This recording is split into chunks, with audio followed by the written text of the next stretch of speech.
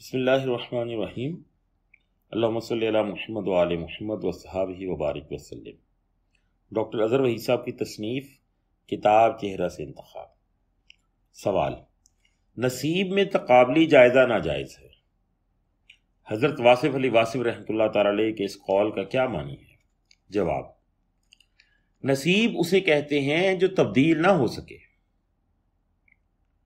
مثلا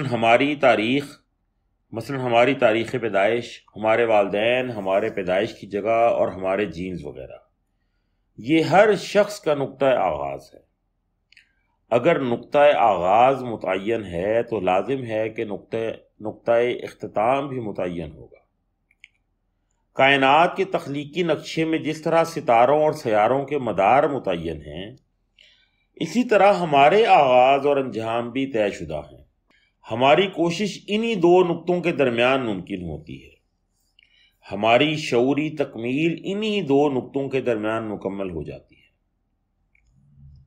اور نصیب میں تقابلی جائزہ ناجائز ہے کیونکہ یہ ایک انتہائی معقول تخلیقی ماسٹر پلان میں دخل در معقولات ہے۔ ہر شخص کا نصیب اس کا اپنا نصیب ہے۔ اپنے نصیب یا مقدر کو کسی دوسرے کے نصیب کے ساتھ بدلنے کی تمنا ایک طفلانہ خواہش ہے۔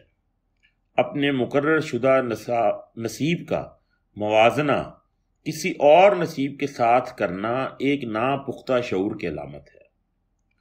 جس طرح آم کا ایک درخت گرم موسم میں پھل دیتا ہے اور سیب کا سرد موسم میں، اور کہتے ہیں کہ مئی اور جون میں چلنے والی سخت لو آم کے پھل میں رس بھرتی ہے، اسی طرح ہم میں سے ہر شخص کے تخلیقی پلان میں اس کی شعوری نشو و نما کے لیے